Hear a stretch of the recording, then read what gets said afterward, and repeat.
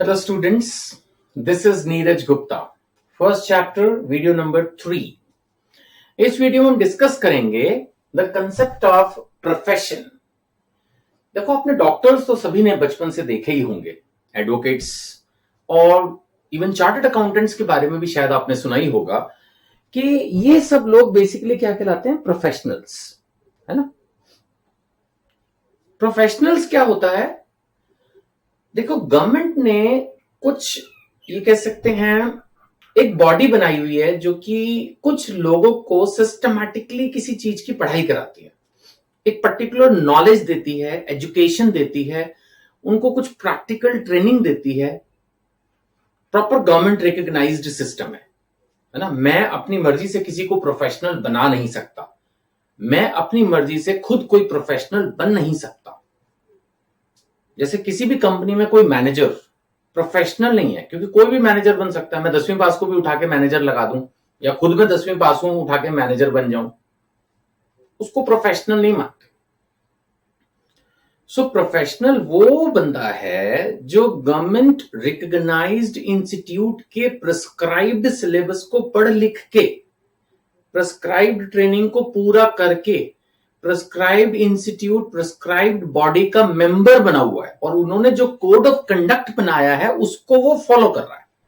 Code of conduct का मतलब rules and regulations. क्या रूल्स एंड रेगुलेशन?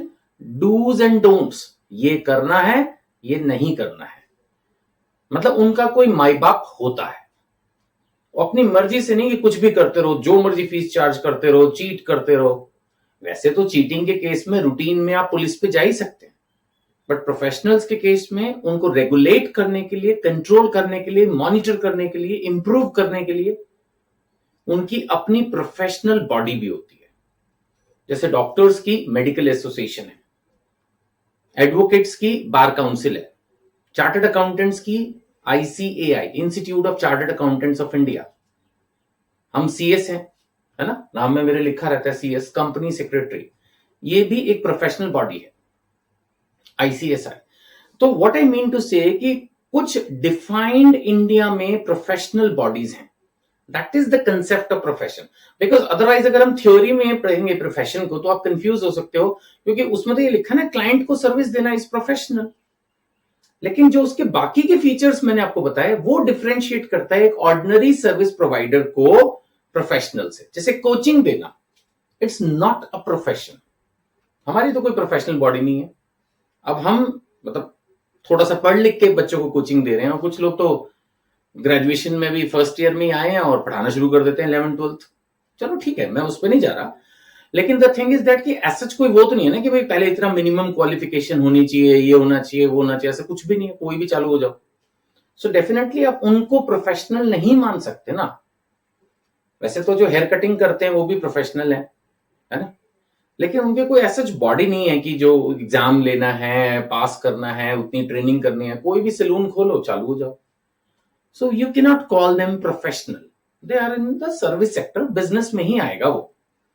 बस ये अब अगर आप समझ गए तो आप चाहे बुक में से पढ़ लो, चाहे मेरी वीडियो के ये वाले जो नोट्स मैंने बनाए इनको लिख लो, समझ लोगे आप कुछ मुश्किल नहीं है। मैं पढ़ देता हूं, बस अब कुछ बचा नहीं, मैंने जो समझाना था समझा दिया। Concept of profession, it includes those activities, economic activities which require special knowledge।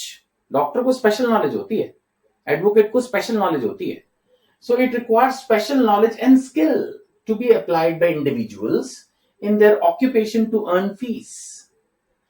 अब जो आपकी बुक्स में प्रोफेशन का मीनिंग लिखा हुआ है, अगर ध्यान से देखो तो जैसे मैंने कहा ना, जो हेयर स्टाइलिस्ट है वो भी इसमें आ जाएगा।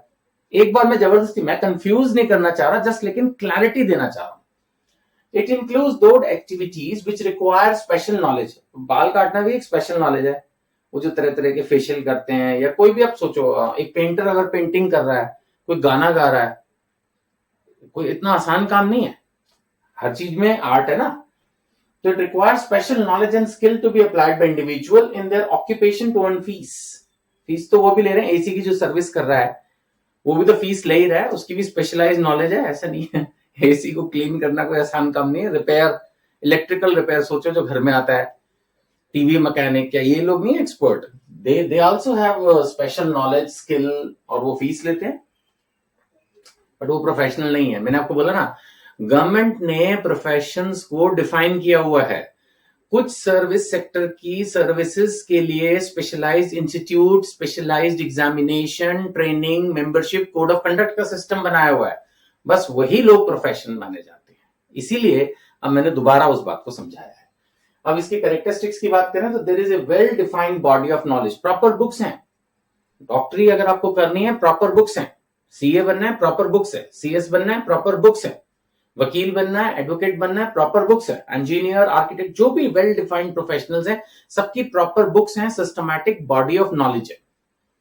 देन रिस्ट्रिक्टेड एंट्री, हाँ जी, हर कोई नहीं बन सकता है। आपको बाकायदा इंस्टीट्यूट में एडमिशन लेना होगा, प्रिस्क्राइब प्रोसीजर से एग्जाम पास करने होंगे, मेंबरशिप लेने के लिए आपको ट्रेनिंग पूरी करनी होगी, उनके कोड ऑफ कंडक्ट को एग्री करने की ओथ लेनी होगी, तब वो आपको मानेंगे कि आप डॉक्टर हो या सीए हो या जो भी वकील हो। Then there is a professional association which is government approved. Government approved professional association होनी चाहिए। आज मैं एक एसोसिएशन खड़ी कर दूं, आप हो सकता है सोचें कि सर हमारे जो मार्केट है वहां पर भी एक ट्रेडर्स एसोसिएशन है, उसके भी रूल्स हैं, डूज एंड डोंट्स हैं, उसकी मेंबरशिप भी कंपलसरी है, हर दुकानदार उसमें कवर्ड है। गवर्नमेंट अप्रूव्ड सेंट्रलाइज्ड, पूरी इंडिया की जो सेंट्रलाइज्ड एक होती है आईसीएआई, जैसे institute of chartered accountant of India, पूरी इंडिया में जितने भी सीएम की एक ही सरकारी बॉडी है, ठीक है ना। बार काउंसिल तो हो सकता है, मेरे को इतनी नॉलेज नहीं है, शायद स्टेट वाइज हो सकती हैं अलग अलग, और डॉक्टर्स की मेडिकल एसोसिएशंस भी मे बी डिफरेंट होती हो, नहीं तो मैंने तो एक इंडियन मेडिकल एसोसिएशन सुना है। व्हाट आई मीन टू से, लेकिन वो डिफाइंड है। ऐसा नहीं है कि कोई भी आज मैं सोचूं कि भाई चलो मैंने एक जो है ना वो हमने नीम हकीमी सीख ली और बोल दिया जी हम भी वैद हैं पुराने जमाने के, और रामायण में भी देखो जी वो इलाज तो जो किया ही था लक्ष्मण जी का, तो वैद भी रेलेवेंट है, और कोई हमने एग्जाम पास नहीं किया, कुछ नहीं किया, बस ऐसी और एक एसोसिएशन बना दी और हम बन गए जी डॉक्टर। ऐसा थोड़ी होता है। So it should be approved by government, so it should be government run, मतलब ये एसोसिएशन एक तरह से गवर्नमेंट बॉडी ही है। So government approve professional association है जो एग्जाम लेती हैं, मेंबरशिप का इनका प्रॉपर सिस्टम होता है, हर साल फीस जाती है, सब कुछ है प्रॉपर, और एग्जाम्स कंडक्ट वगैरह करते हैं, कोड ऑफ कंडक्ट बनाते हैं।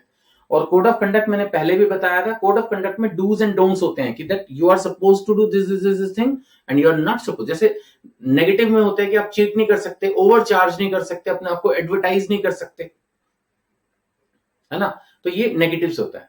डूज में होता है कि भाई you have to be naturally courteous to your client, you have to charge a reasonable fees, you have to work with dedication, है ना।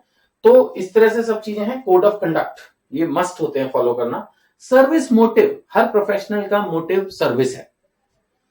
अब यहां हो सकता है कि आपको कभी कभी कोई लगे कि हाँ सर वो डॉक्टर तो देखो जी सर्विस मोटिव के बजाय मोटी फीस चार्ज कर रहा है, that's different story, that's a little practical variation। Otherwise जो कंसेप्ट है, चाहे वो वकील है, चाहे वो क्या बोलते हैं चार्टर्ड अकाउंटेंट है, चाहे वो डॉक्टर है या और भी प्रोफेशनल्स हैं, they are all just suppose to serve the client. Obviously fees तो उनको लेनी है, बिना फीस लिए कैसे काम चलेगा, but their motive should be to serve the client, है ना। डॉक्टर का मोटिव होता है कि उसका जो पेशेंट है वो जल्दी से ठीक हो जाए, एडवोकेट का मोटिव है कि उसके क्लाइंट को प्रॉपर जस्टिस मिले, एंड सो ऑन। एंड इनका जो रिवॉर्ड है वो उनकी प्रोफेशनल फीस है। प्रोफेशनल्स फीस लेते हैं, सैलरी नहीं लेते, याद रखना। जो डॉक्टर को नौकरी पे रखोगे आप अपने नर्सिंग होम में, तो वो एम्प्लॉयमेंट में चला जाएगा, वो प्रोफेशनल नहीं है। ये नेक्स्ट वीडियो में समझाऊंगा। नेचर ऑफ वर्क क्या है, ये कंसल्टेंसी एंड एडवाइजरी सर्विसेज देते हैं। नेचुरली दे प्रोवाइड कंसल्टेंसी और एडवाइजरी सर्विसेज। एडवाइस सलाह तो देते हैं ना, देखा जाए तो वकील सलाह देता है, केस भी लड़ता है, डॉक्टर ज्यादातर तो सलाह ही देता है, कभी कभी ऑपरेट भी करता है। तो मोस्टली जो इनका काम है प्रोफेशनल्स का, वो एडवाइस करना है, कंसल्टेशन देना है ना, दैट इज द थिंग। ठीक है, चलो इसको लिख लो आप अच्छे से, मैं एक बार साइड से हट रहा हूं, आप इसका स्क्रीनशॉट लेके इसको अच्छे से नोट्स बना लो, एंड वैसे सब कुछ बुक्स में भी आपकी दिए हुआ है। ठीक है जी, चलो, थैंक यू।